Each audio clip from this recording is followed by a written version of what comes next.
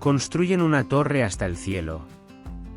En el antiguo mundo junto a los ríos, después del diluvio, un solo pueblo habla con una sola voz y se atreve a hacerse un nombre.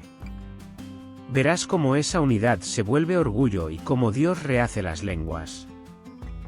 Son los descendientes de Noé, extendidos por la llanura, unidos por una sola lengua y por la memoria del diluvio. Sus manos conocen el ladrillo y el mortero. Sus corazones son audaces. Están decididos a construir una ciudad y una torre que alcance los cielos.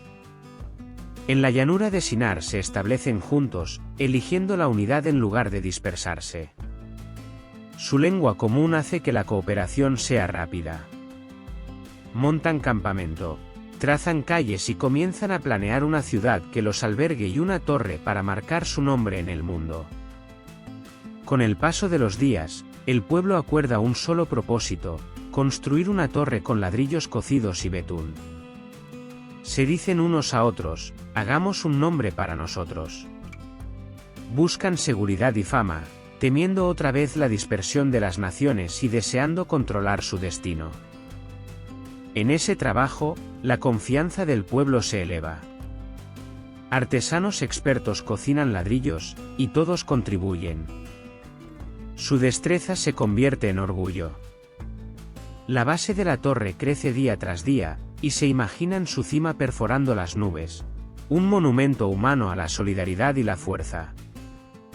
A medida que la torre se eleva, su motivo queda claro. Confiesan el miedo a ser dispersados y el deseo de hacerse un nombre que los mantenga juntos. En esa confesión se mezclan orgullo e inseguridad, quieren unidad, pero para su propia gloria. Cuando la voz y la obra de los constructores se unen, Dios observa. Desde los cielos una mirada divina cae sobre la llanura. La pausa ante el sonido de sus planes revela que la ambición humana ha cruzado una línea. El proyecto no es solo práctico, es una afirmación que reemplaza la humildad que Dios quiso tras el diluvio. En ese mismo silencio, la pregunta queda flotando: si un solo pueblo ha iniciado esto, ¿qué les impedirá todo lo que imaginen? La pregunta no es un juicio distante, sino una evaluación divina. Dios considera las consecuencias de una unidad humana sin control usada para la autoexaltación. Así Dios decide intervenir y confundir su lengua para que no se entiendan. Esto no es un castigo arbitrario. Es una acción quirúrgica para detener una autosuficiencia peligrosa y preservar la diversidad y los límites que Dios pretende para las naciones. Cuando las palabras cambian, el ritmo del trabajo se derrumba. Los artesanos gritan instrucciones, otros responden con términos que ya no conocen. Las herramientas quedan inertes.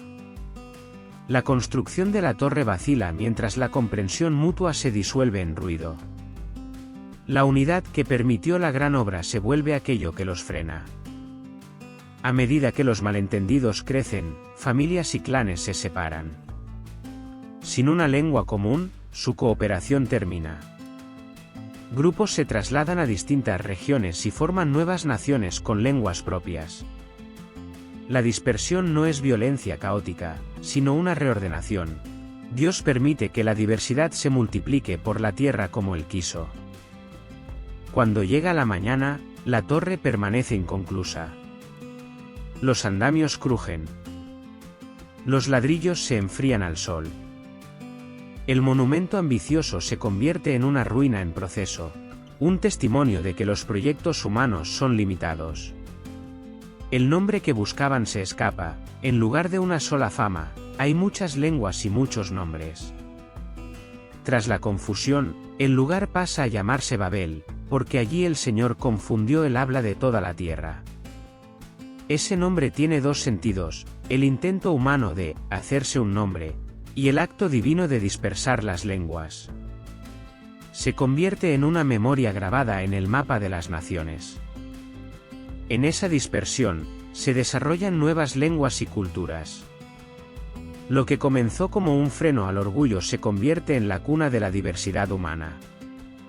Surgen canciones, oficios y leyes diferentes. Esa diversidad complica la unidad, pero también abre la posibilidad de que las naciones reflejen facetas variadas de la creación. Pero antes de que se marchen definitivamente, el pasaje enseña que Dios limita el poder humano para impedir la dominación. La confusión no es crueldad, es un acto para preservar el orden y la humildad. La narrativa advierte que la unidad sin sumisión a Dios fácilmente se convierte en arrogancia. Al caer la noche, algunos líderes tocan los ladrillos abandonados con arrepentimiento. Se dan cuenta de que su plan cambió la dependencia de Dios por la reputación humana. Aún así, sus vidas continúan, llevarán habilidades, relatos y una lección dolorosa sobre límites y soberbia a sus nuevas tierras.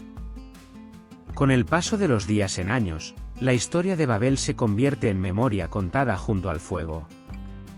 Los padres enseñan a los hijos por qué las ciudades son diferentes. El relato se vuelve advertencia y mito de origen que explica por qué la gente habla muchas lenguas y por qué la ambición humana debe moderarse con humildad. Generaciones después, la sombra de Babel perdura. Comercio, migración y conflicto emergen de esas primeras separaciones. Sin embargo, en esa misma dispersión Dios inicia el mosaico de las naciones. El pasaje invita al lector a ver los límites divinos como fronteras protectoras, no meras barreras.